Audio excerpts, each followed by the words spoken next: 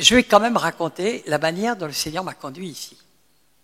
Parce que c'est quand même tellement impressionnant que c'est de la folie. J'aime bien la folie de Dieu. Mais la folie de Dieu, on la vit pleinement quand on lui fait pleinement confiance. Qui est d'accord avec ça? Ça marche du Père, parce que la foi, c'est la confiance. Hein, on est bien d'accord, pleinement confiance. Et il y a 14 ans de ça, j'étais en train de mourir. Ce serait trop long de l'expliquer pourquoi, mais j'étais vraiment en train de mourir. Je partais, j'étais en train de partir, tout simplement. Et j'ai même convoqué mes enfants en disant, écoutez, vous ne me retrouverez probablement pas à la fin de l'été. J'étais extrêmement malade. J'ignorais à l'époque, mais je l'ai su après, qu'en réalité, j'étais empoisonné par un médicament pour le diabète. Oui, j'étais bien empoisonné par un médicament, donc il y avait tous mes organes qui étaient par terre. Mais tous en état quasi létal, donc vous crevez, point final. Mais Dieu a fait un premier miracle, quand même, un scientifique chrétien qui s'était converti sur mon premier livre, m'appelle un jour et me dit, j'ai appris que tu avais une fibromyalgie. Écoute, moi j'enseigne les médecins un peu partout dans le monde et il y a des trucs qui marchent très bien et il y a un médecin chez qui je peux t'envoyer qui sait comment faire. Ça m'a coûté abominablement cher le médecin en question, mais peu importe, ce n'était pas remboursé par la Sécu ça. Hein. Mais j'ai suivi et quand même il est arrivé à me remonter un peu. Donc, mais je ne pouvais plus conduire. J'avais des paralysies brutales des mains. J'avais des crampes la nuit à hurler de douleur 10 fois par nuit. J'arrêtais pas de crier, Seigneur, emmène-moi, j'en peux plus. En fait, j'avais eu aussi une attaque de 10 sorciers qui avait duré des mois et des mois. Et j'avais dû combattre jour après jour, etc. Et c'est Dieu qui avait voulu ça pour me former à un niveau de foi. Et chaque fois, des gens sont venus me dire, je t'amène dans une dimension que tu ne connais pas. Donc, il m'avait fait vivre ça, mais il m'avait quand même bien amoché, les gars. Donc, j'allais vraiment mal de chez mal. Et il y avait des gens qui me torturaient en disant, c'est Michel, on a prié pour toi, mais le Seigneur nous a montré que tu étais torturé jour et nuit. Je l'étais. J'étais torturé jour et nuit. Tout brûlé, je sentais enfin, pas raconter les trucs. Mais je me sentais en train de crever, littéralement. J'ai pas bien du tout, je ne pouvais plus conduire, je ne pouvais plus rien faire, je me traînais. Et à ce moment-là, je reçois de Dieu une parole. Vends tout ce que tu as et va me construire une ville refuge.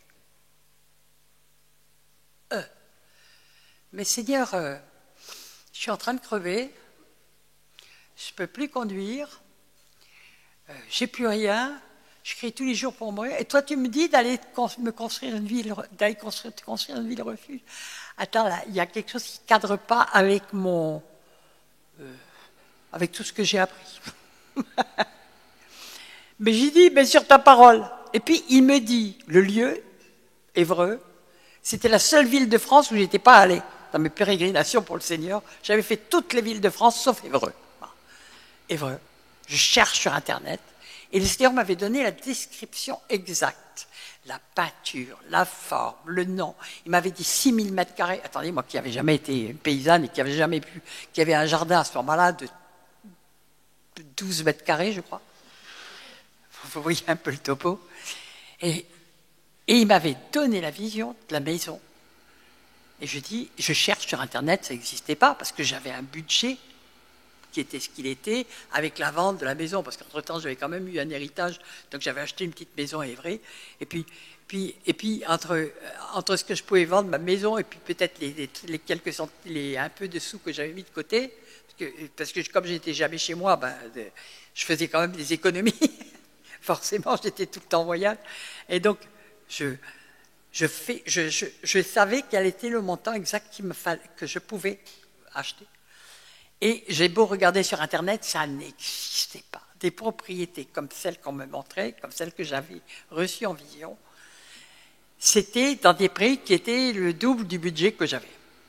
Donc j'étais complètement découragé. Et au bout de 8 jours, je me décourage. Mais j'avais laissé quand même mon numéro de téléphone dans une agence ou 2 agences immobilières. Et le samedi matin, je reçois un coup de téléphone très très court d'une personne qui était sur son portable et qui me dit « Oui, écoutez, on a vu votre annonce, je crois qu'on a ce qu'il vous faut. » Et puis, j'entends juste le nom de l'agence et puis, pop, ça coupe. Alors, je me précipite, je regardais dans le nom de l'agence, il n'y avait pas. Et puis, j'appelle l'agence, ils me disent « Ah, elle doit parler de telle propriété. » Je vois apparaître sur l'Internet exactement la propriété. Il y avait 6000 mètres carrés de terrain, il y avait exactement tout ce que le Seigneur m'avait demandé. Il y avait la longère, il y avait les volets bleus, il y avait le puits, il y avait la mare, il y avait les annexes, il y avait tout. Moi, je dis, Seigneur, c'est ça. Le problème, c'est que je ne pouvais pas conduire. Donc, j'ai trouvé un ami architecte, un ami, et un ami constructeur qui sont venus m'amener. Et puis, quand ils sont visités la maison, que moi, je ne pouvais pas monter les escaliers, je ne pouvais pas aller dans les combles, ni rien du tout, ils m'ont dit, Michel, c'est même pas la peine, parce qu'il y a tout à faire, c'est un truc, il n'y a aucune isolation, il n'y a aucun machin, etc. J'ai dit, moi, Dieu m'a dit de l'acheter. Et j'ai acheté. Et il a fallu que le notaire se trompe de 5 000 € pour que ça arrive juste dans mon budget. C'est le notaire qui s'est trompé de 5 000 €. Il n'a pas su faire une addition à 3 zéros de 5 lignes. Il a fait une erreur de 5 000 €. Comme ça, c'était juste mon budget. C'est pour vous dire, mais la folie de Dieu. Quand on marche vraiment par la foi, sans s'occuper du moment que le Seigneur nous dit quelque chose, et qu'on a appris à lui faire confiance, on est stupéfait. Rien que sur les trucs après que j'ai fait. Ça n'a pas arrêté. Tout le temps, tout le temps, tout le temps, tout le temps, des miracles, des miracles, des miracles. Enfin, des miracles tout simplement parce que ça sort complètement de tous nos systèmes de raisonnement, de toute notre habitude de penser. Comprenons, et on finit par comprendre qu'on est des citoyens du ciel et que les lois de la terre ne s'appliquent pas à nous quand on obéit complètement à Dieu. Amen. Pourquoi je vous donne tous ces témoignages? Il y a longtemps que je donne plus mon témoignage. Pourquoi je vous donne ça? Parce qu'on va parler de marcher par la foi, de confiance, de faire confiance en Dieu. Et que nous arrivons dans un temps où tout peut et où va s'écrouler. Peut-être pour tout le monde, peut-être pour certains, mais où des boîtes vont fermer brutalement, où il n'y aura plus, peut-être qu'il va y avoir des écroulements tels, on le sait, on s'en voit la crise économique qui a bon dos, et puis on met ça sur le dos de l'Ukraine ou n'importe quoi, Si vous arrivez à m'expliquer pourquoi les transports des containers sur comment est-ce qu'on appelle ça, ces gros transporteurs, les porte-containers d'ailleurs, du jour au lendemain, ont été multipliés par 5. Il n'y avait aucune raison, hein. Ça s'est passé il y a 4 mois. Vous ne l'avez pas vu traîner dans les journaux, l'histoire. Mais vous le sentez tous les jours. C'est pour ça que les choses n'arrivent plus. Plus rien n'arrive. Alors vous dites, oh, c'est les Chinois, oh, c'est ceci, ou c'est cela. Je voudrais dire quelque chose au passage. Moi, il y a très longtemps, parce que dans tout ça, il y a aussi des jugements de Dieu. Je sais, parce que Dieu me l'a dit, pourquoi il veut que la France s'écroule.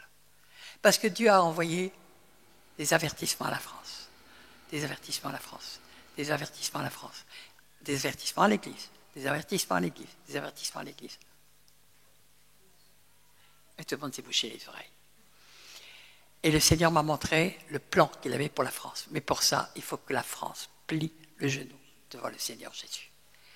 Et comme moi, ça m'est arrivé, une nation plie le genou. Dieu nous a ordonné de faire des nations, les disciples. Une nation ne plie le genou que quand elle a le genou à terre. Quand elle n'a plus aucun espoir. Quand elle est arrivée au bout de rouleau de son sac à malice et qu'elle n'a plus de solution. Il y a des pays africains qui sont devenus des nations chrétiennes. C'est extraordinaire. Les gens ils parlent tous de Jésus partout. Vous rentrez dans les magasins, vous entendez prêcher l'évangile partout. Puis tout le monde parle de Jésus. C'est tout à fait normal, ça. C'est des nations même où le Premier ministre est chrétien, où le président est chrétien, la femme du président est chrétien, les ministres sont chrétiens. Tu as connu ça au Congo? Moi, j'ai vu. Le Congo s'est transformé en l'espace de 20 ans. C'était extraordinaire à vivre. Bon. De voir une nation qui devient une nation chrétienne. Mais quand j'étais là-bas, il disait, vous êtes bizarre, vous voulez le réveil, mais vous ne voulez pas le brisement. Eh bien, je peux vous dire qu'il n'y a pas de vraie conversion sans brisement. Et Dieu n'a pas d'autre solution que de briser notre pays en miettes. Maintenant, nous sommes enfants de Dieu et nous sommes aux portes de choses qui vont probablement nous dépasser et être extrêmement violentes.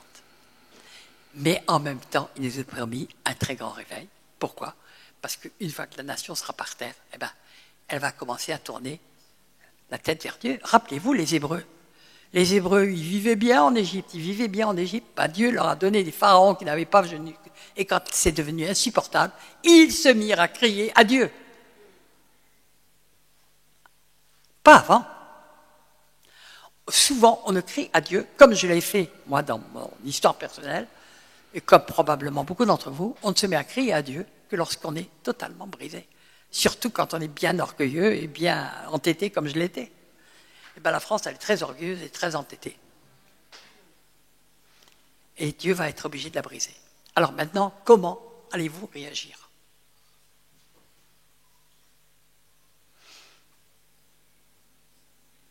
Comment allez-vous réagir? Mettez-vous à la place de ces soignants et soignantes qui ont été privés du jour au lendemain de tout revenu, qui ne pouvaient plus payer, tout simplement parce qu'elles savaient que, et puis qu'elles savaient que ce n'était pas du tout normal, que ce n'était pas légal, que ce n'était pas constitutionnel, que c'était contre toutes les lois internationales, qu'on force des gens à se faire piquer pour pouvoir vivre. Ou faire vivre ses enfants. Vous êtes bien d'accord? Eh bien, toutes les soignantes que je connais, qui sont chrétiennes, ont vu la main de Dieu et ont vécu de manière surnaturelle. Complètement surnaturelle. Toi, je ne t'ai jamais entendu. Tu m'as dit que tu avais été privé de tout. Est-ce que tu as un témoignage que tu peux donner? Oui, toi?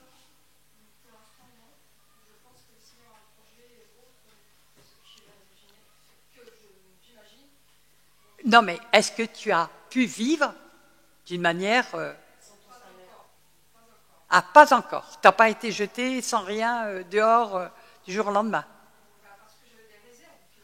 Ah, tu avais des réserves financières. D'accord. Bon, mais tout le monde n'en avait pas. Il y en a d'autres qui avaient un mari qui gagnait sa vie, il y en avait d'autres qui avaient d'autres trucs, etc. Et en plus, bon, donc tu n'as pas été dans cette situation où on est du jour au lendemain jeté dehors sans rien, zéro. D'accord, ok. Est-ce qu'ici, il y en a qui l'ont été? Non, parce qu'on en a eu. Bon, s'il n'y en a pas, il n'y en a pas. Hein, parce que c'est ça. Parce que c'est arrivé. Et croyez-moi, je pense que les circonstances vont faire que beaucoup de gens vont se retrouver comme ça sans rien. Donc Dieu veut nous apprendre à marcher en croyant en ce qu'il a dit. C'est pour ça que je développerai tout ce qu'il a dit. On n'en parle pas dans les églises. Mais c'est incroyable le nombre de fois où Dieu a parlé d'argent. Et a prouvé que c'était lui qui pourvoyait d'une manière surnaturelle. Tout le long de la Bible, on voit ça. Tout le long de la Bible. Alléluia. Alors, je vais continuer.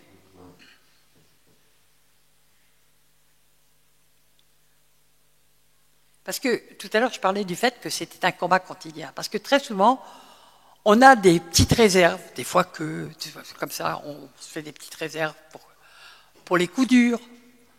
Moi, le Seigneur m'a dit de vider toutes mes réserves.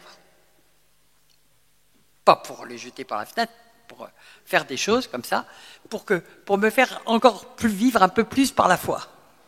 Parce que nous arrivons dans un temps. Mais en même temps, il m'a demandé de faire des trucs pour pouvoir donner à manger à d'autres, pour pouvoir loger d'autres personnes, pour pouvoir, etc., etc. Hein, parce que il me demandait des choses que de folles. Il faut que je dise que quand j'ai obéi à Dieu et que je suis arrivé ici, 8 jours plus tard, je pouvais de nouveau conduire. Puis après, le Seigneur m'a pourvu d'un mari qui était un pervers narcissique. Bon, c'était une autre formation que Dieu me donnait, mais qui quand même savait tout faire de ses mains. Ça te fait rire, toi. Qui m'a fait beaucoup souffrir, mais qui savait quand même tout faire de ses mains, qui a pu faire toute l'isolation, tous les trucs, etc. Oui, oui, c'est pas toujours sans épreuve, hein, les choses que le Seigneur fait faire. D'ailleurs, nous verrons que le Seigneur lui-même le dit dans la parole. Mais souvent, on fait des petits... Et puis, tout d'un coup, vous n'avez plus rien. Plus rien, plus rien, plus rien. L'argent s'écroule. Vous savez, par exemple, on est en train de se gréciser. Hein. Vous vous souvenez ce qui est arrivé à la Grèce il y a quelques années. Hein. Du jour au lendemain, toutes les banques qui étaient fermées, les gens ne pouvaient plus accéder à leur compte en banque, plus de carte bleue, plus rien, les caisses de retraite s'écroulaient, etc. Un autre pays avant, pour ceux qui sont un peu plus âgés, ont connu ça, l'ex-URSS, écroulement d'un coup, plus rien, plus de trucs, machin. Et puis à l'époque, je veux dire qu'on leur avait interdit même de croire en Dieu, hein, ils n'avaient pas le droit.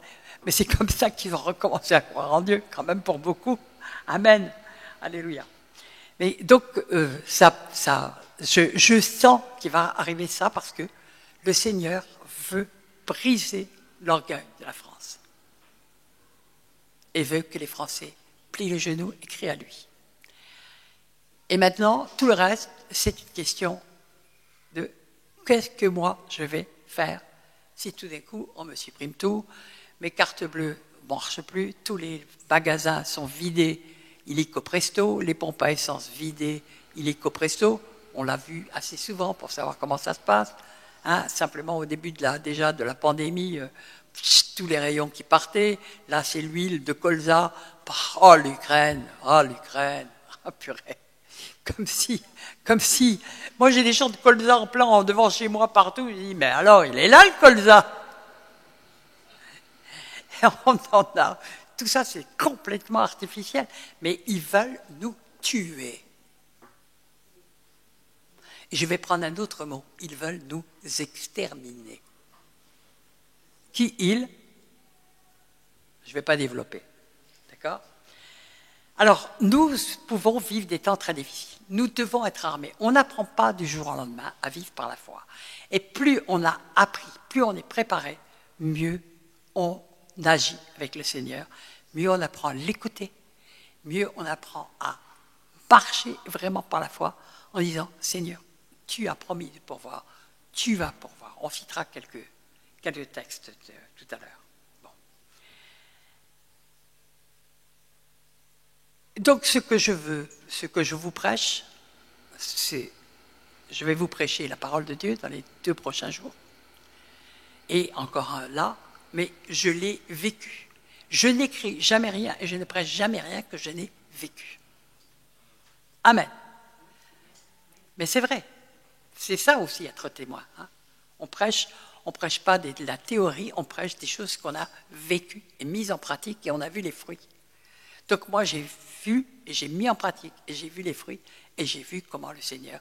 Et puis, vous savez, c'est extraordinaire parce qu'on est les seules personnes, quand on vit par la foi, qui vivent vraiment dans la paix. Peur du lendemain, ça n'existe pas. Si on a des enfants, des petits-enfants, on sait que Dieu va pourvoir parce qu'il l'a promis. Je n'ai jamais vu le juste mendier son pain, ni ses enfants. Point barre. Donc, on croit ce que Dieu a dit et on le met en pratique. Et comme on l'a vécu, plus on l'a vécu, plus on sait qu'on peut se fier à la parole de Dieu. Amen. Alléluia. Alors, on va lire un peu la parole de Dieu. Je ne vais pas tout vous lire parce que je vais encore en parler. Mais on va prendre déjà Matthieu 6. Ne vous amassez pas des trésors sur la terre, où la teigne et la rouille détruisent et où les voleurs percent et dérobent. D'accord. Matthieu 6, 24, je le reciterai parce qu'il est extrêmement important. Nul ne peut servir 2 maîtres, car où il haïra l'un et aimera l'autre, ou il s'attachera à l'un et méprisera l'autre. Vous ne pouvez servir Dieu et Mammon. Okay. Donc c'est un verset important, parce qu'après, Jésus continue. C'est pourquoi je vous dis. C'est un ordre. C'est un ordre. Si on ne suit pas cet ordre, on doit demander pardon au Seigneur, jusqu'au moment où le Seigneur nous fera vivre cet ordre et le pratiquer. C'est pourquoi je vous dis, ne vous inquiétez pas pour votre vie. Ne vous inquiétez pas. Vous savez, dans la Bible, il dit tout le temps, ne crains pas, ne crains pas, ne crains pas. Mais il y a aussi, ne vous inquiétez pas pour votre vie, de ce que vous mangerez, ni pour votre corps, de quoi vous serez vêtu. La vie n'est-elle pas plus que la nourriture et le corps plus que le vêtement? Regardez les oiseaux du ciel. Ils ne sèment ni ne moissonnent, ils n'amassent pas, ils n'amassent rien dans les greniers. Et votre Père céleste les nourrit. Ne valez-vous pas beaucoup plus que qui de vous, par ses inquiétudes, peut ajouter une coudée à la durée de sa vie? Au contraire, ça nous mine et ça la raccourcit. C'est pourquoi vous inquiétez au sujet du vêtement. Vous allez voir dans le prochain truc que Dieu a fait des choses extraordinaires, je dirais extravagantes selon nos normes, selon les normes que nous avons apprises. Considérez comment croissent les lys des champs. Ils ne travaillent ni ne filent, et pourtant, je vous dis que Salomon même, dans toute sa gloire, n'a pas été vêtu comme l'un d'eux. Si Dieu revêt ainsi de l'herbe des champs, qui existe aujourd'hui et qui demain sera jetée au four, ne vous vêtira-t-il pas à plus forte raison, gens de peu de foi? Si on s'inquiète, le Seigneur nous dit, gens de peu de foi. Vous rappelez-vous ce que Jésus a dit à ses apôtres? Race incrédule et perverse. Waouh.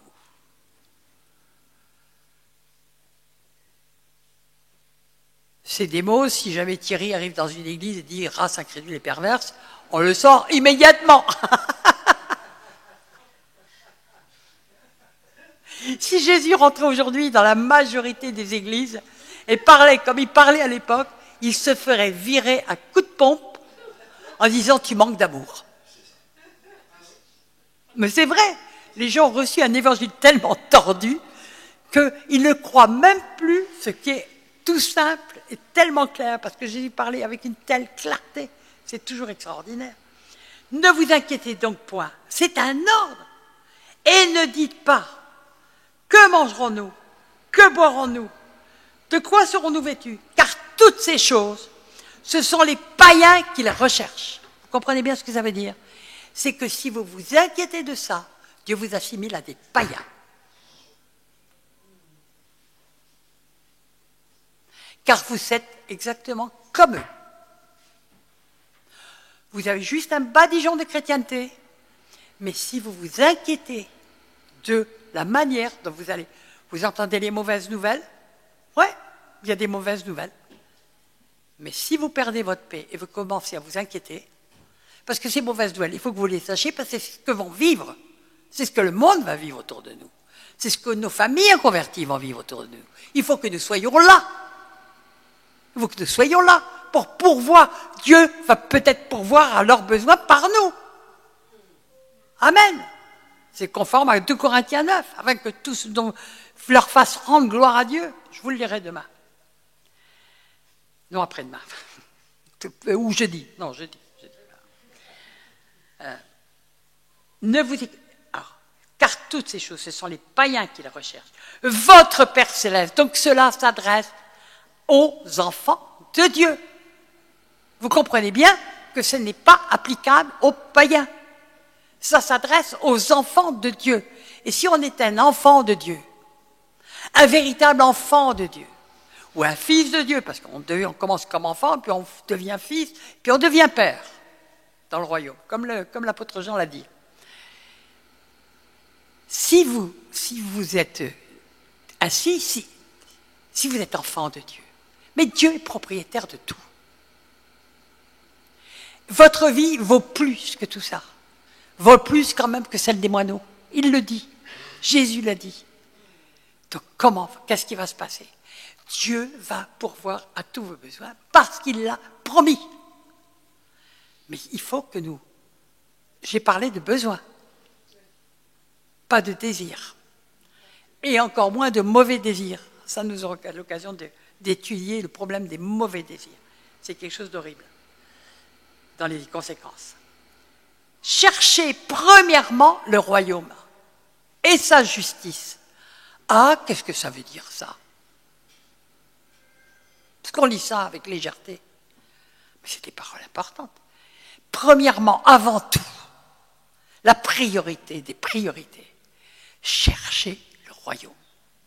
Cherchez le royaume. Et sa justice, c'est-à-dire la justice qui est établie par les lois divines et non par les lois humaines. Et cherchez à accomplir la justice de Dieu au mieux que vous pouvez. Et quand vous ne pouvez pas, vous demandez pardon, afin d'être pardonné par le Seigneur. Et vous resterez enfant de Dieu. Amen. Vous resterez sur le chemin étroit que peu trouvent. Comme disait Thierry tout à l'heure, mais c'est vrai, c'est un chemin, il a un but. Le but, c'est le royaume. On est sauvé qu'en espérance, dit l'apôtre Paul. Il faut aller jusqu'au bout. Celui qui persévérera jusqu'à la fin sera sauvé. Amen. Donc toutes les épreuves qui nous arrivent, Dieu les connaît d'avance. Et il a déjà pourvu. Mais nous pouvons passer à côté. Par notre cœur, par notre manque de foi, par beaucoup d'autres choses. Hein? Tout vouloir garder pour soi au lieu de faire confiance en Dieu. Wow. Dieu veut qu'on soit des témoins. Pas de son avarice, parce que Dieu n'est pas avare, il est généreux. On en reparlera de ça. Je ne parle pas de dîmes et d'offrandes, là. Je parle du fait qu'il y a des gens autour de nous qui vont mourir de faim. Ben, si vous leur donnez à manger, vous allez voir comment Dieu va remplir votre frigidaire. C'est les lois du royaume. Cherchez premièrement le royaume, mais il y a des lois dans le royaume. Et si on pratique ces lois, on voit toutes les promesses de Dieu se réaliser. Amen. Et ça se réalise dans tous les domaines, mais un des domaines les plus importants, c'est le domaine de l'argent. Vous savez, j'ai été frappé par le fait que tu disais « je vais bénir ton portefeuille ». Parce que très souvent, on est chrétien des pieds à la tête, mais côté portefeuille, ça coince. Et comme par hasard, le portefeuille, autrefois, plus maintenant, mais les hommes le portaient toujours sur le cœur.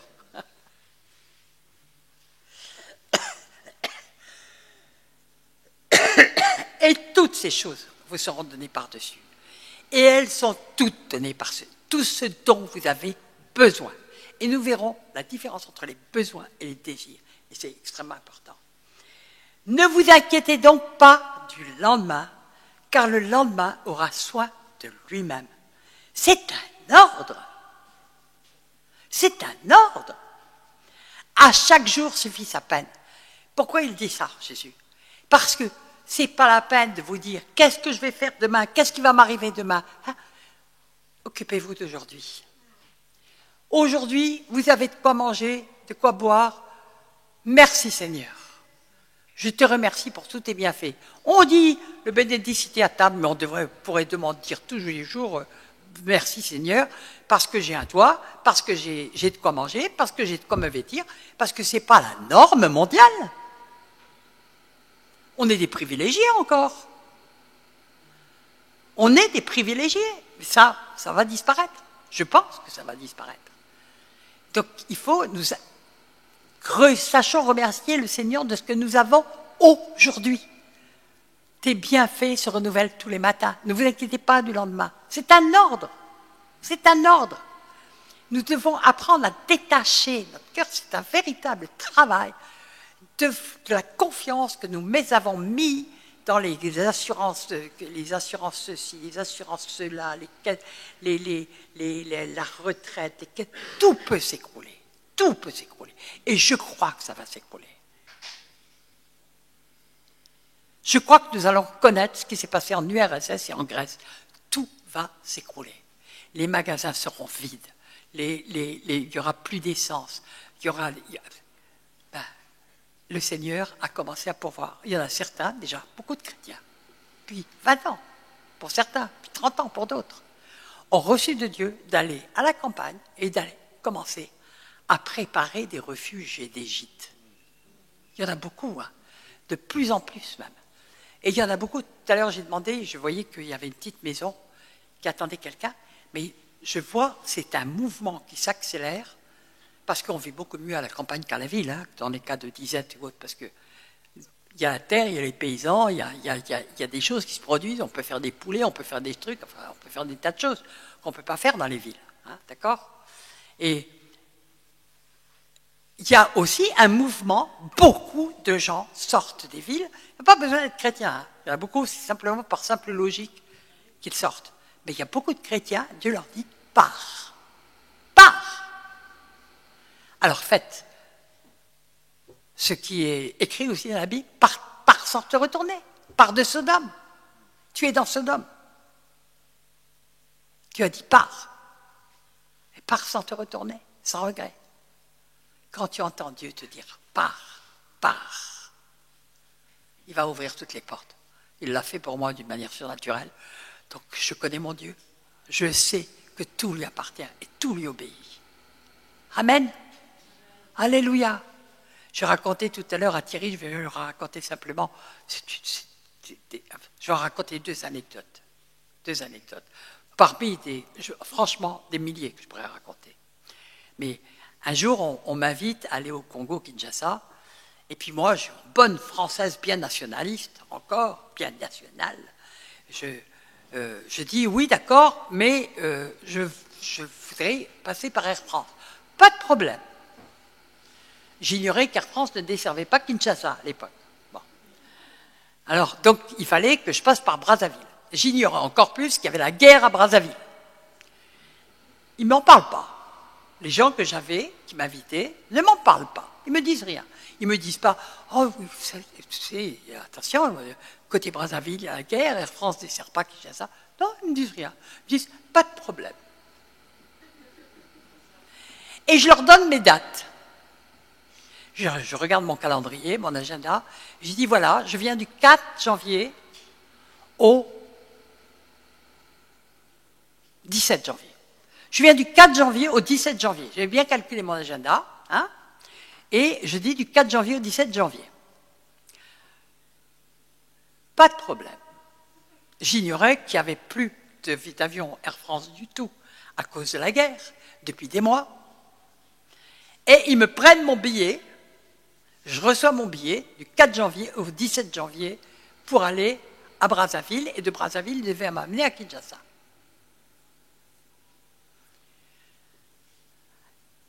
Quand même, un mois avant, je commence à entendre vaguement parler de bruit de guerre.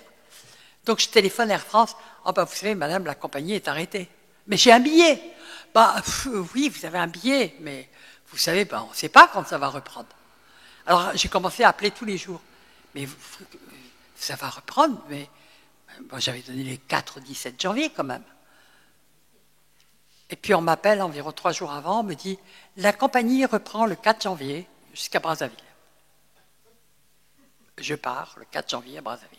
J'arrive à Brazzaville et j'ignorais, bon, tout était cassé côté Brazzaville, c'était la guerre civile, il ne restait plus rien. Donc il n'y avait pas de bateau non plus qui me naviguait de Brazzaville et Kinshasa. Et puis le Congo, c'est large, 15 km. Bon.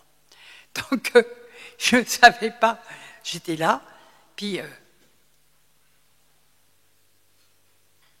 bon, Seigneur, qu'est-ce que je fais? Alors, je dis, j'appelle les gens qui m'ont invité à Kinshasa, je dis, bon, ben écoutez, il n'y a pas de bateau. Il dit, ben il n'y a pas du tout de bateau de notre côté non plus, parce que c'est la fête nationale, le 4 janvier, et il n'y a aucun bateau. Ah bon?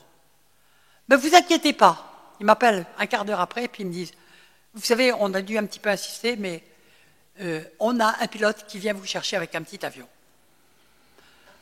Je prends mon petit avion avec mon pilote. Et puis, il faut me dire que comme c'était la première fois que j'arrivais à Kinshasa, je ne savais pas très bien où j'allais arriver. Donc, j'avais pris des anti-araignées, des anti-vipères, des anti-poisons, tous les trucs inimaginables, parce que pour moi, j'arrivais chez les sauvages, de chez les sauvages. Et donc, surtout, de toute façon, c'était assez vrai, parce que toute la ville était complètement cassée aussi de l'autre côté. Et donc, j'arrive à l'aéroport, des centaines de personnes qui m'attendaient. Et puis tout de suite, on me met dans une Mercedes et droit vers le stade des Martyrs, qui est le plus grand stade d'Afrique, où il y avait, comme c'était le 4 janvier, eh bien, il y avait tous les ministres et le président qui étaient réunis, le maire de la ville, etc. Et je suis arrivé au moment où le maire de la ville donnait la ville à Jésus-Christ. Et tous les ministres étaient là. Et ils priaient. Waouh! J'arrivais de France. Puis on me dit, tu vas peut-être te reposer un petit peu. Eh bien, on m'amène à l'hôtel Sheraton 4 étoiles. Bon, ok. Donc, mes moustiquaires, mes antipoisons, mes antivenins ne me servaient pas à grand-chose. Ok. Et je commence mon séminaire. J'ai toujours été beaucoup mieux reçu en Afrique que je ne l'étais en Suisse ou en France. Beaucoup mieux. C'est vrai. Hein? Parce qu'ils respectent profondément les serviteurs de Dieu. Ah ben, ils les respectent. Et donc, donc je fais mon truc. Mais alors, je vais juste raconter la suite pour les questions d'avion. Je reviens par Brazzaville, et puis je suis reçu par la femme du président de Brazza. On passe toute la soirée en prière, et ma mission était terminée. Et à ce moment-là, on m'appelle de Kinshasa en disant, écoutez, au lieu que l'avion parte demain soir, il part demain matin. On a pu nous avertir, donc soyez demain à l'aéroport, je ne sais plus combien, 7h du matin, je ne sais pas quoi. Ils avaient pu avertir personne. Et ils fermaient le 17 la liaison de Brazzaville en France, parce que la guerre continuait. Moi, j'avais quand même passé une nuit sous les bombes. Bzoum, bzoum, bzoum. J'entendais ça au-dessus de ma tête, je dis, Seigneur, c'est toi qui m'as mis là, alors tu t'en débrouilles, il y a des bombes. J'étais dans la seule chambre qui restait de l'hôtel Méditerranée, de l'autre côté, du côté Brazza. C'est la seule chambre qui n'avait pas été cassée. Tout le reste était détruit, destroy. Enfin bref. Et je rentre à Paris avec quoi? J'avais un Boeing pour moi toute seule. Mais attendez, Dieu, il avait ouvert la ligne pour moi, il me l'avait refermée pour moi. Je reviens toute seule dans le Boeing et j'ai passé tout le trajet, donc je ne sais plus combien, 7h, 8h, je ne me souviens plus, dans la cabine du pilote. Évidemment avec des coupes de champagne, et puis surtout je les ai évangélisés tout le long du trajet, je leur parlais que de Jésus, que de Jésus, que de Jésus, que de Jésus, que de Jésus. Mais on vit des choses pas possibles avec le Seigneur quand on lui fait confiance. Et je vais vous en raconter une autre parce qu'elle est du même acabit, c'est juste parce qu'on revient toujours à cette histoire, Dieu qui pourvoit aux besoins et qui fait les choses. Je vais en Guyane, et puis dans le vol qui nous emmenait, personne ne me l'avait dit, je ne sais même pas s'ils le savaient, on m'a envoyé donc de la oh, purée, j'ai un petit peu de mal avec les noms propres en ce moment, de la capitale de la Guyane, de Cayenne, oui, bien sûr Cayenne, et dans l'avion qui me menait de Cayenne à Maripasola, il faut expliquer, Maripasola, c'est au bord du fleuve, je ne sais plus comment il s'appelle, qui mène à la ville Saint-Laurent, et c'est en pleine jungle, d'accord? En pleine jungle. Donc, il me jetait dans l'avion, bon, et puis dans l'avion, il y a le commandant qui arrive en disant, nous vous annonçons que c'est le dernier trajet aujourd'hui d'Air Guyane, il n'y aura pas de retour. Et j'arrive comme ça, avec donc pas de billet de retour, à Maripasola, donc en pleine jungle. C'est auprès du Suriname, alors il y a beaucoup de Surinamais, je crois qu'on dit, là-bas. Et donc, je me retrouve dans une église, c'était vraiment tenu par un ancien baroudeur, vous savez, de la jungle, qui était très marrant d'ailleurs. Mais donc, je me retrouve dans des conditions, je crois que je partageais ma chambre avec 5 bébés ou quelque chose comme ça qui hurlaient toutes les nuits. Il n'y avait même pas un porte-manteau pour accrocher mes trucs. Bon, c'était un peu particulier. Et puis, je me retrouve, je fais mon séminaire, et puis au bout de 8 jours, comment j'allais rentrer? Et le gars me dit, oh, mais vous inquiétez pas, mais ne vous inquiétez pas. Vous savez, on va prendre une pirogue, et puis on va mettre 2 jours, on s'arrêtera en chemin. Ben, je dis, et puis les migales. Bof, les migales. Mais moi, je les fais griller sur le feu.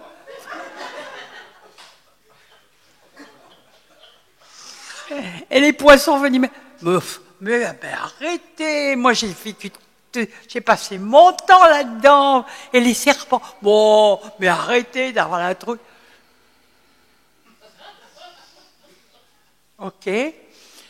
Alors, je dis, je vais appeler quand même la préfecture de Cayenne. dans l'idée. J'ai dit, j'appelle pas le pasteur de Cayenne, j'appelle pas le pasteur de Kourou, j'appelle la préfecture. Et je commence en disant, écoutez, je suis Madame Dacier de la Vigerie et j'ai un problème. Oh! Et je ne sais jamais qui m'a répondu. Madame Dacier, mais quel est votre problème? Je dis, voilà, je suis à Maripasola et il n'y a plus d'avion pour rentrer. Ah oui, c'est vrai. Bon, écoutez, vous me donnez un quart d'heure, je vous rappelle. Elle m'appelle au bout d'un quart d'heure. Elle me dit, on a trouvé la solution, on va vous envoyer un avion militaire.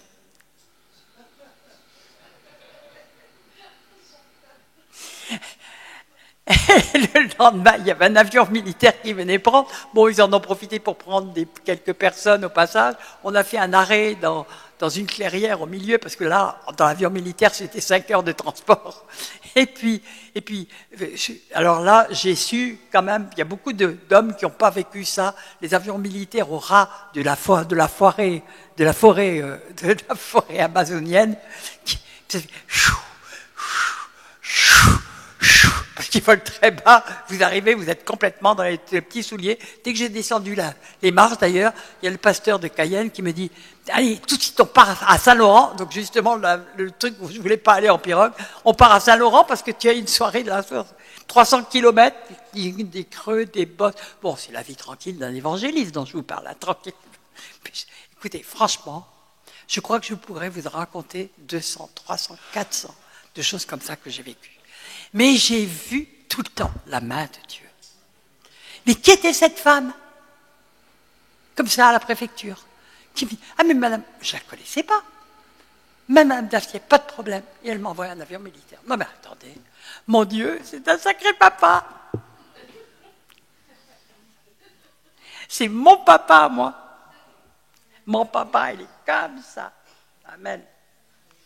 On va continuer un peu avec la parole de Dieu. Psaume 37, 24. Je le partage, S'il tombe, il n'est pas intéressé, car l'Éternel lui prend la main. J'ai été jeune et j'ai vieilli, et je n'ai pas vu le juste abandonné, ni sa postérité mendiant son pain. Je l'ai cité tout à l'heure, je donne le verset en entier. Proverbe 10.3. L'Éternel ne laisse pas le juste souffrir de la faim, mais il repousse l'avidité des méchants. Yeah. Proverbe 13.22. L'homme de bien a pour héritier les enfants de ses enfants, mais les richesses du pécheur sont réservées pour le juste. Et ça, je l'aime, celui-là. Et il y en a un, d'ailleurs, que je n'ai pas cité, qui est dans Ecclésiaste 3, si je me souviens bien. Ah, que je l'aime, c'est vrai.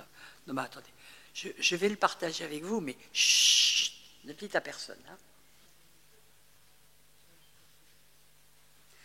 Voilà. Alors, chut. Ecclésiaste 2.29. 2.26, pardon. Car il donne à l'homme qui lui est agréable, la sagesse, la science et la joie, mais il donne aux pécheurs le soin de recueillir et d'amasser afin de donner à celui qui est agréable à Dieu. C'est pas beau, ça? C'est là encore une vanité, la poursuite du vent. Donc ça rejoint ce qu'on lit là, proverbe, n'est-ce pas le juste? Mais bon, non. L'homme de bien pourrait... Bon, attendez, c'est ça. Psaume 112.9. Il fait des largesses, il donne aux indigents. Il donne aux indigents. Sa justice subsiste à jamais. Mais les indigents, vous l'avez compris, qui lui sont agréables. Donc qui marchent avec lui. Alléluia. Sa justice subsiste à jamais. Sa tête s'élève avec gloire. Ésaïe 54.14. Bannis l'inquiétude. C'est un ordre. Bannis l'inquiétude, car tu n'as rien à craindre. Et la frayeur, car elle n'approchera pas de toi. Si elle s'approche de vous, remettez-vous en question. Et dites, Seigneur, ma foi est branlante, elle est chancelante. Parce que ce n'est pas ta parole. Donc combattez et allez mettre votre nez dans les Écritures et Dieu va vous parler.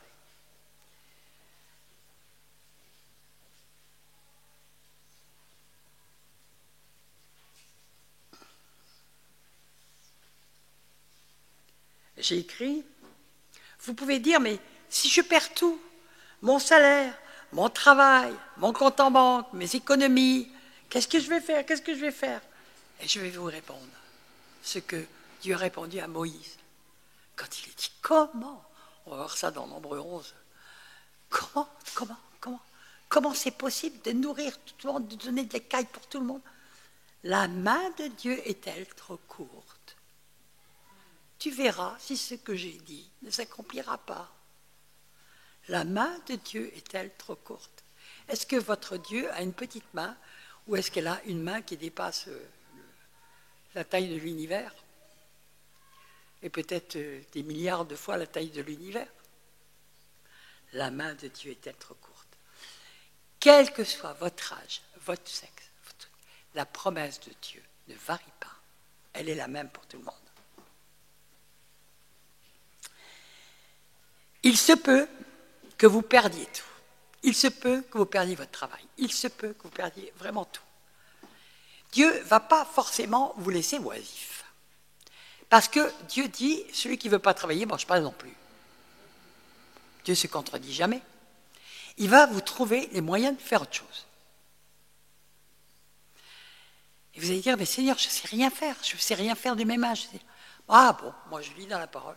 Dieu a donné des dons de l'homme. Il donne de l'ingéniosité. Il donne des trucs. Vous savez, dans l'Ancien Testament, on croit que n'était loin que le roi, le prophète et le grand sacrificateur. Mais ce n'est pas vrai. Et je vais vous lire, c'était en Exode 31, mais je vais vous lire Exode 35-30. Moïse dit aux enfants d'Israël, « Sachez que l'Éternel a choisi Betsaleël, fils d'Uri, fils de Hur, de la tribu de Juda. Il l'a rempli de l'Esprit de Dieu, de sagesse, d'intelligence et de savoir pour toutes sortes d'ouvrages. Il l'a rendu capable de faire des inventions, de travailler l'or, l'argent et les reins, de graver les pierres enchâssées, de travailler le bois et d'exécuter toutes sortes d'ouvrages d'art. Il lui a accordé aussi le don d'enseigner, de même que à Oholiab, fils de la tribu de Dan, il les a aussi remplis d'intelligence pour exécuter tous les ouvrages de sculpture et d'art, pour broder et tisser des étoffes. Donc Dieu peut oindre, même pour des travaux que vous n'avez jamais faits. Il peut vous enseigner, il peut vous transformer et vous faire embrasser. Je vais vous dire quelque chose. Dans les temps qui viennent, il y a plein de métiers qui avaient disparu qui vont reparaître. Il y a plein de choses qui sont devenues indispensables. La santé est en train de s'écrouler. Il va y avoir de nouveau plein de gens qui vont aller chercher dans la nature ce qui est guéri et on connaît très bien. D'accord? Parce que tout va s'écrouler. Bon, maintenant, on ne peut même plus rentrer dans un hôpital, hein, faute de se faire piquer. Vous ne pouvez pas aller voir dans un EHPAD votre grand-mère si vous ne vous êtes pas fait piquer. Hein, d'accord? Bon, c'est comme ça. Bon. Donc, Dieu, il ne va pas nous laisser oisifs. Et je ne vous dis pas que ça va être un travail comme ça. Il y en a, il va vous donner de quoi ouvrir des choses qui seront indispensables. Dieu le sait d'avance. Vous aurez simplement à être disponible pour Dieu. Vous perdez tout. Seigneur, tu m'as rendu libre, c'est pour faire quelque chose. Et le Seigneur sait d'avance ce pourquoi vous a préparé. Et c'est pourquoi. Parce que Dieu n'équipe pas que de dons spirituels. Il équipe aussi de dons tout court, de dons manuels. Il donne des dons. Il a donné des dons à l'homme, des dons spirituels et des dons de toutes sortes. Amen. Waouh! Et en plus, il vous donne le goût de le faire, il vous donne la passion pour le faire et pour le faire très bien. Les besoins vont être immenses. Amen. Alléluia. J'ai appris justement, il y a peu de temps, en fouillant pour une amie, Viviane, qui a été jetée dehors, donc, mais qui avait des demandes, des besoins incroyables, comme qu'elle n'en a jamais eu, dans l'aide aux personnes. Tout simplement, elles ne veulent plus aller dans les EHPAD, avec tout ce qui s'y est passé. Et donc, partout, on cherche des gens pour venir s'occuper des gens comme ça. Et il y a des gens qui ont des sous, qui sont prêts à faire, etc., etc. Je parle que d'un domaine. On parle des soignants. Ben, ils vont retrouver, il y en a qui ont déjà retrouvé du travail comme ça, dans des trucs, et figurez-vous qu'ils sont tellement hypocrites que, je l'ai appris, si on s'adresse à certaines agences d'intérim, vous pouvez retravailler en hôpital en n'étant pas vacciné, mais l'agence d'intérim n'a pas à être vaccinée. Donc vous pouvez passer par l'intérim et puis vous pouvez être intégré parce qu'il manque cruellement de soignants. Et là, vous voyez toute l'hypocrisie, alors que les gens malades piqués 3 fois vont soigner des gens qui ont été piqués 3 fois, qui sont encore plus vulnérables à toutes les maladies possibles et imaginables. Mais on marche sur la tête, on est devenu fou en France. Vous êtes d'accord avec moi que le monde il est stone, hein, tous piqués. C'est le mot juste. Okay. Alors, préparons-nous. Les besoins vont être immenses dans tous les domaines. Et Dieu va même faire surgir quelquefois des dons que nous avions enfouis et qui vont devenir incroyablement utiles. Où il va nous apporter des savoirs ou des expériences ou des choses comme ça. Il peut nous y préparer dès maintenant. Soyez attentifs à ce que Dieu fait. Ou il peut nous dire, déménage, pars, sors de Sodome, pars. Et nous indiquer oui, comme il l'a fait pour moi. Il m'a montré le truc, je lui ai dit, hébreu. Ah, hébreu, je ne connaissais pas hébreu. Hébreu. Dès que je suis arrivé, j'ai eu une épée, je savais que c'était là que Dieu me voulait. Israël avec les startups et tout ça, Israël, ils ont le plus de startups, toutes les inventions qu'ils ont, tout ça, c'est pour nous aussi, en tant que chrétiens, la créativité. Bien sûr, on va pouvoir créer, ceux qui sont ingénieux, qui ont l'esprit d'entreprise, vont pouvoir créer des tas d'entreprises qui vont être absolument indispensables et réussir. Si c'est Dieu qui est au volant, ben vous allez voir ça va se développer. Amen. Et vous pourrez non pas seulement manger tous les jours à votre femme, mais peut-être donner à manger beaucoup de monde. Amen. Dieu, c'est l'économie du royaume, ça. Toujours, à tous les problèmes, Dieu a la solution, puisqu'il connaît le problème, lui, depuis l'éternité. Comme il connaît chacun de nos problèmes, chaque jour, tous ceux qu'on va rencontrer, il a déjà la solution prête, pour tous.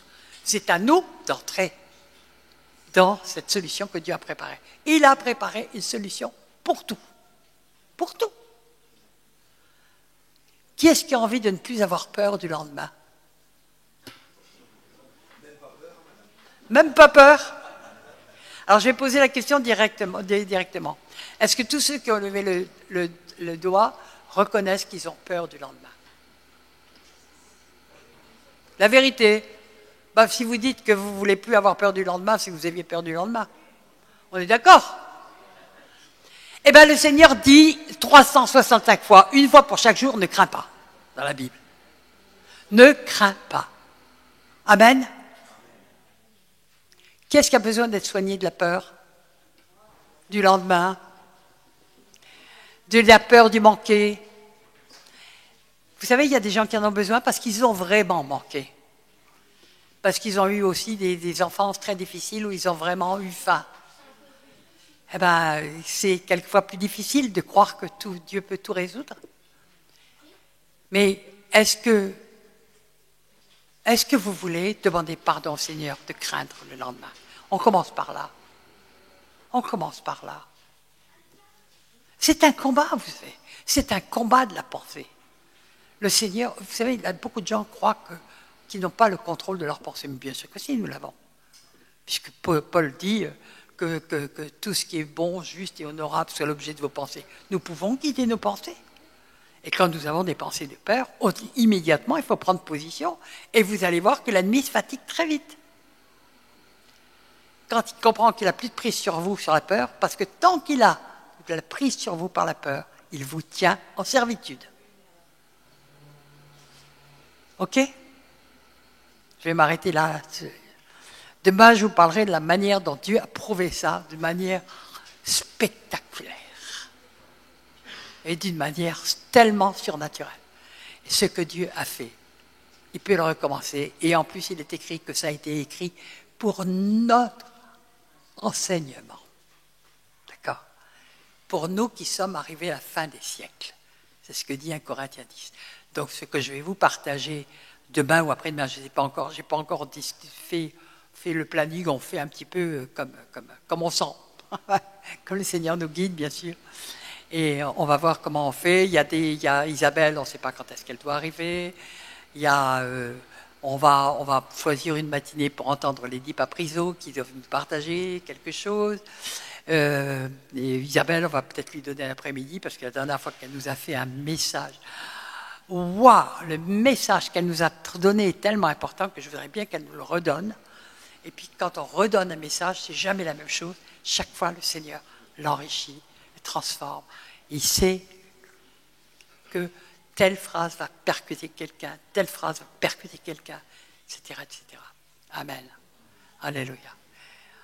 On dit, Seigneur, merci. On veut vraiment que notre foi augmente. Vous savez, c'est pas une prière idiote. Hein. En Luc 18, on voit les apôtres qui sont confrontés par Jésus, qui leur dit, mais si il leur parle de quelqu'un à qui ils doivent pardonner 7 fois dans la même journée, le même péché. Et ils sont comme nous, ils disent, ouais, écoute, 1 fois ça va, 2 fois ça va encore, 3 fois tu pousses, mais n'y reviens pas. Hein. Jésus il dit 7 fois, c'est-à-dire, d'ailleurs dans Matthieu il parle 7 fois 77 fois, c'est-à-dire infini. Il parle de pardon. Et les apôtres qui sont confrontés à ça, ils disent pas, mais Seigneur, c'est impossible. Ils disent, Seigneur, augmente-nous la foi. Augmente-nous la foi. Vous savez comment le Seigneur nous augmente la foi? En nous mettant dans les tribulations. Alors, quand vous faites cette prière, soyez prêts. Ça va secouer. Mais si vous voulez être préparé par le Seigneur, être formé et devenir des serviteurs utiles, sachez faire les bonnes prières et demandez au Seigneur de vous préparer pour les temps qui viennent. Alléluia. Alors je vais m'arrêter là ce soir, à prier. Merci Seigneur pour ta parole. Merci Seigneur pour tout ce que tu m'as fait vivre. J'ai tellement vu ta main et ta gloire tout le long de ma route. Seigneur, quelle merveille, quel privilège que de marcher avec toi, que de te servir. Quel privilège. Seigneur, nous voyons ce que personne d'autre n'a vu. C'est dit dans la parole, ce sont des choses que l'œil a vues, que l'œil n'a point vues, que l'oreille n'a point entendues, car ce sont des choses qu'il a réservées à ceux qui l'aiment. Amen. Alléluia. Père éternel, merci pour de changement de cœur, changer nos cœurs. Nous ne nous rendons même pas compte à quel point nous sommes souvent incrédules. Et nous disons trop facilement, moi je marche par la foi. Mais je peux vous dire que c'est un combat de la pensée, du cœur et de tout ce qu'on nous a inculqué, qui est permanent, et qui continuera à être permanent jusqu'à notre dernier jour. Alléluia. Apprenons à nous appuyer sur le Seigneur. On a chanté tout à l'heure, mon seul abri, c'est toi, toujours mon cœur te bénira, car tu me délivres. Et quand je m'appuie sur toi, je m'appuie sur toi, je m'appuie sur toi, je m'appuie sur toi. Apprenez à vous appuyer sur Dieu. Le monde vous donne des choses, il peut vous les reprendre. Mais ce que Dieu donne, il ne le reprend pas.